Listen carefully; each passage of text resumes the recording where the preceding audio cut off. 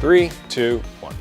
The White House Council of Economic Advisors has reported that Americans lose more than $17 billion a year from listening to the wrong financial advice. Today, we're joined by Kim Curtis, author and financial expert and writer of the book Money Secrets, to let us know what the big mistakes are that we're making as it comes to managing our money. And I know there's a ton of them out there. Donald Trump, Lindsay Lohan, Nicolas Cage, all have made serious money mistakes through bankruptcy filings. Yep. So I say most Americans, including celebrities, make 3 simple mistakes when it comes to managing their money. What are those? Because, I mean, if you can sum it up into 3, I mean, there's so many big mistakes you can make, but what 3 are the ones that we should watch out for? The first is the F word. Okay. F stands for fiduciary. Okay. Most people do not realize that 9 out of 10 financial advisors do not have to put their interests ahead of your own. That's the definition of fiduciary. They have to work for you, not for them. So if you need financial advice, at a minimum, make sure you get it from a financial fiduciary. And is that just making sure you do your research? Is that making sure you get a good referral? How do you find a good one? Yeah, well, ideally what you want to do is go to NAFA.org, and that's where you find a fee-only financial advisor that allows you to make sure that they're a fiduciary. Okay, all right. Now tell me, what is the hot dog problem? The hot dog problem. Most financial advisors want to sell you expensive financial products that are good for their bottom line and not yours.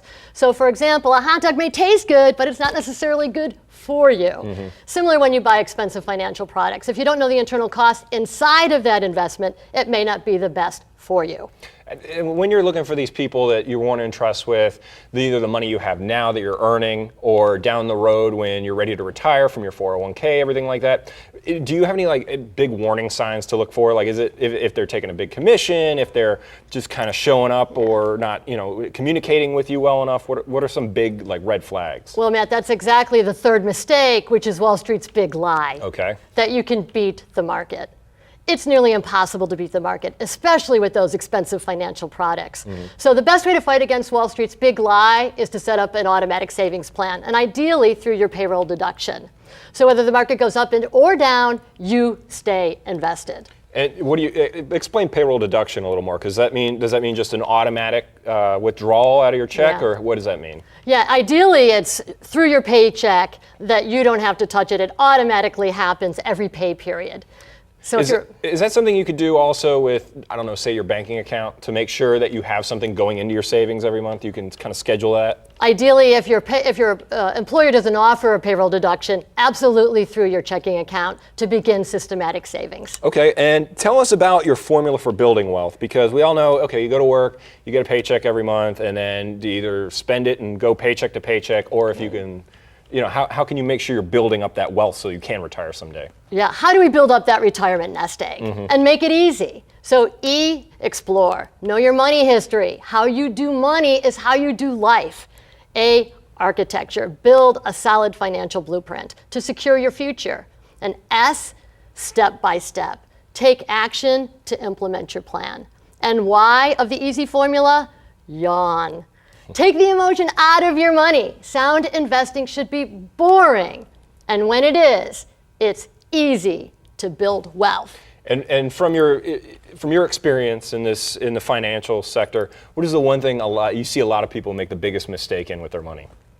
Not managing their cash flow. Just don't know, they don't budget out. I mean, I know they're like, oh, make a budget, but is it really just sticking to that budget? Can it fluctuate? What is your kind of big tip for that? The word budget is painful for most people. I like to think of it as a spending plan. So to see what do you have left over and work from the opposite direction seems to be easier. So if you know how much you get in your paycheck each month, work backwards instead of line item everything. Great tips, Kim. Thank you. Make sure you check out her book, Money Secrets, and you get more information on our website, studiodtelevision.com. Thanks, Kim. Thanks. All right, good tips. We can always use some help in saving money. It's always a good thing. Absolutely too. All right, well, one of my personal favorite basketball players has gone viral. We're going to talk to you about that. And we're going to let you know if you want to keep laughing, don't go anywhere, guys. You're going to want to see it.